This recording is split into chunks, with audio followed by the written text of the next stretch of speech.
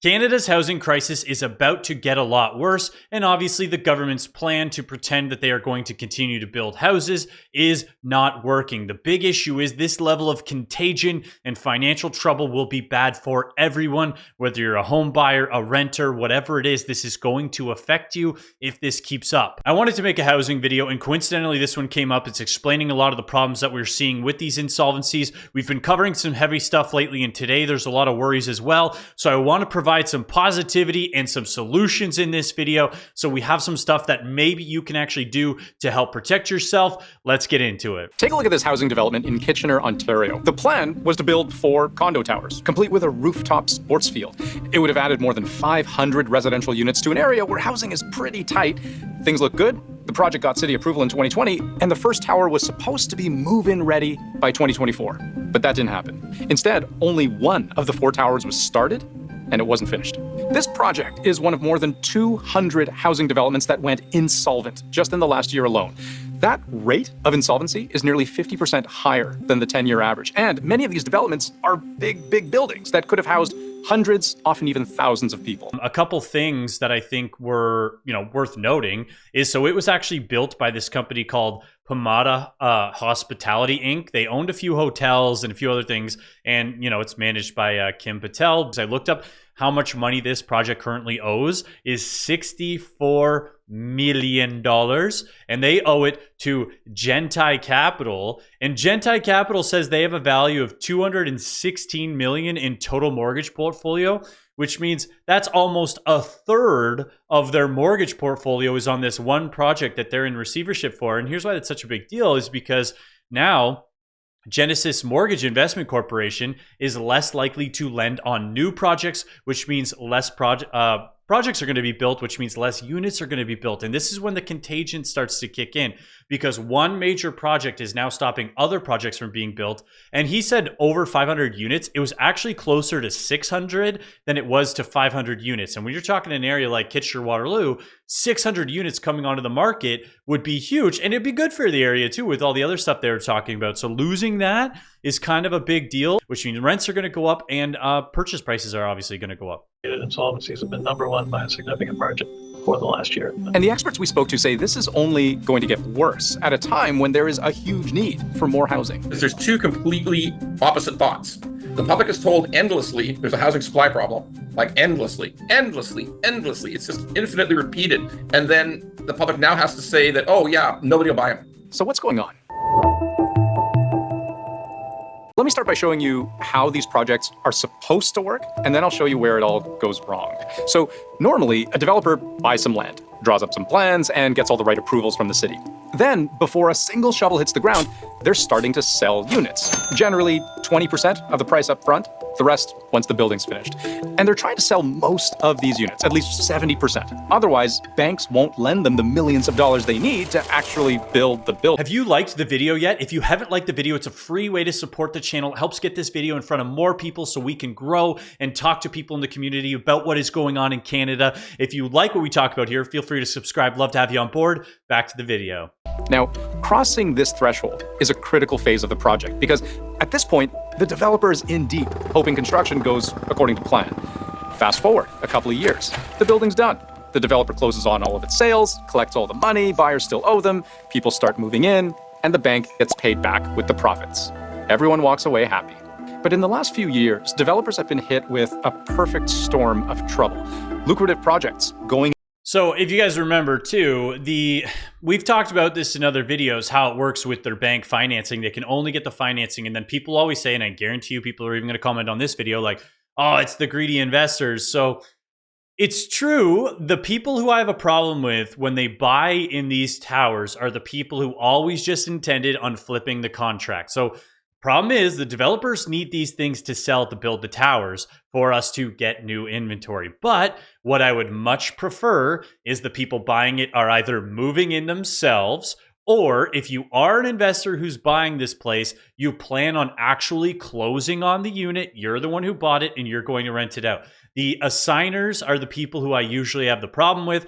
I'm not even even as a real estate agent, I usually steer my people away from new builds. I've said it in other videos. I prefer we can walk in the building. We know when the closing date's going to be. We've seen it. We've touched it. You know, there's no surprises. When you buy pre-construction, you're at the mercy of these projects and these developers, which we're seeing happen in real time. Like, these projects are just going under, and, you know, these people put their 20% deposits in. Into the red, often with no way of recovering their costs.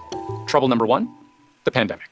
The pandemic has pushed prices beyond what anyone might have expected. An unprecedented surge in demand has sent prices here soaring. Demand is here, and supply is here, so price just goes through the roof. And there was money because the government was giving out less money. So prices went up quite a lot, particularly in the development industry. Between 2020 and 2023, it became more expensive than ever to build in Canada, according to RBC economists. Industry costs up more than 50% across the country. Just look at the price on key materials. Concrete, up 55%. Structural steel, up 53%. Every part of the system was stretched thin to try and maximize the capacity of building housing because the demand was enormous. And so once those prices get up there, and it trickles all the way down through. The cost of labor jumped too, because there just weren't enough workers to meet demand. Competing for those workers meant paying a premium. Wages went up almost 10%, nearly double the pace of other industries, if you could find the right tradespeople at all. According to the Ontario government. But don't worry, we got 240,000 temporary foreign workers coming into the country. They're going to help out our construction industry. Oh, what's that? Of the millions of immigrants who've come over in the last few years, it's like 4,000 or something who actually got into the trades. The rest are working at Tim Hortons. You know, I do wonder, though, with these temporary, if you're watching this and you came over on a temporary foreign worker visa and you are working at Tim Hortons, have you looked into construction? Have you looked into contracting? Is this an option that you thought was there? Because those were the jobs that we actually did need people for, if we were going to say that we needed people. Government. At one point in 2022, there were more than 28,000 construction jobs that went unfilled. That was about a 33% jump over the previous year.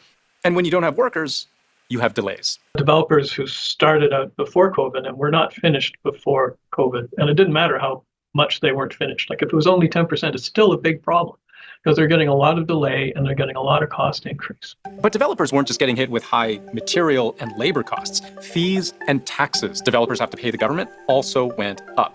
In 2019, development fees on apartments of 2 bedrooms or more were about $45,000 for each unit in a development.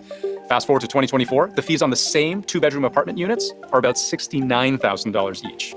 And of course, that is a government direct impact on the building, and that's per each unit. So the government's thinking, look how much money we can make if we increase the development fees. That gets passed on to the consumer, and in this scenario, what is that? $23,000 per unit that's now has to be qualified and paid for by the purchaser. That's a 51% increase in 5 years, and that's on each unit. In a really big building of 500 units, where, let's say, half are 1 bedroom, the other half are 2 bedrooms, that's an increase of nearly $10 million. Before I even really put a shovel in the ground and just get my permit, I immediately have $30 million in costs that I'm now having to pay interest on. Yes, interest, something every homeowner dreads talking about. Except forget your puny $500,000 mortgage and see what 6 or 7% interest on $30 million or more adds up to. A significant part of the cost of the developer is the interest it pays on its loan. And of course, as this goes on, their loan is getting bigger and bigger and bigger. They've got no way to repay it. And the interest amount is going up like this. And this is around where this perfect storm comes to a head. Because And they didn't mention this, but construction interest is higher than a traditional mortgage interest as well. So you're actually paying a specific premium on that. If the one building we saw was 64 million. So now you're imagining the interest on that at a premium. After running into so many unexpected increasing costs, materials, labor, fees, taxes, interest, everything's at a breaking point. When a project fails, people who've been waiting can be completely out of luck. Their deposits could just evaporate. And sometimes, unless another developer swoops in to save the project, there's just not much the original developer can do to recover. Because maybe you're thinking, no problem, everything's gotten more expensive, that's inflation, so the individual units in the building should be more expensive to compensate, right? Well, but remember, The problem for our borderline broke developer is that they've already sold 70 to 80% of the building's units just to secure bank loans to pay for the thing in the first place. And those sales were at 2020 prices, which means most of the expected revenue is fixed, way below cost, before construction even begins. So you've got maybe 20, 30% of your stock left. All you can do is jack those prices up to recover as much as you can. Sometimes. And ironically, the reason why, this is getting worse from the government is because we know the immigration keeping inflation so high led to us having to keep rates high. And what happened is it increased the interest, which made this project less feasible. And then, of course, all the other costs and all these other things, which again made it worse. So, we can tie this back to this same government who is telling us that they're going to build units. And this is why their statement, when they said we're going to build, 400,000 units a year, or whatever it was going to be, 4 million over 10 years, that was always not only an impossible number, it was a ludicrous number that was not even grounded and based in reality in the smallest amount. It had nothing to do with reality. They just made it up. Sometimes you see projects that are under construction with inventory. The inventory is priced 30, 40% higher than what they were initially sold for, because they're using that inventory to make up for costs that have come up through the construction or through that time lag. But realistically, who's all that eager to buy a condo at a 40% markup on what every other unit in that building sold for? It's been crickets for me. I mean, I don't really necessarily have any clients who are reaching out looking for new construction. Because the average price is quite a bit higher than the average resale condo. According to Urban Nation, the reason why I wanted to talk about, I mentioned there would be solutions in this video, and I don't think the solution is buying yourself a pre-con, condo. That being said, we've got a couple things that we are seeing right now, and I am, everybody's situation is different, but right now there is a ton of condo inventory sitting. I'm not a big condo guy. I actually don't even prefer if people buy condos, but if you want to be in charge of your own future and kind of buy the place that you're going to live in, then I would right now be throwing offers out on condos that are sitting way under asking price. But the big thing that I wanted to show you guys is I brought up this mortgage calculator here. More than ever, we should be investing in our community by helping bringing each other up. I'm going to say this now because somebody's going to yell at me like, you can't do it in my city. And you live in Toronto, or if you live in Vancouver, this will not work. If you live an hour outside of those cities, I guarantee you will be able to find some scenario that makes sense for this or less. And so don't yell at me. I'll prove you wrong if you yell at me in the comments. So what I've done is I brought up mortgage details as if somebody had bought a duplex in a city that is more than an hour away from Toronto, and what we've got price here is $665 for the mortgage value. What I did is I did a $700,000 purchase price with 5% down. What's 5% of 700,000? It is 35,000. Now, most people think with a duplex you have to put down 20,000. You don't. Editing Spencer here. Yes, you might have to put down 20,000. What I meant to say was 20%, because often people think you have to put down the full 20%, but with a duplex, if you are owner occupied, you can put down 5%. And now you can get these 30-year mortgages at the 5% down, which is actually bringing you to a mortgage payment of $3,314, because I did an interest rate of 4.4, which is I've seen out there now. Eventually, you're going to be getting to 4%. 4% is going to have a mortgage payment of less than $3,200 a month. Now, that is a lot for one person. However, that's not a lot for two people. Well, it's still a lot, but it's manageable for two people, especially when you factor in insurance and property tax.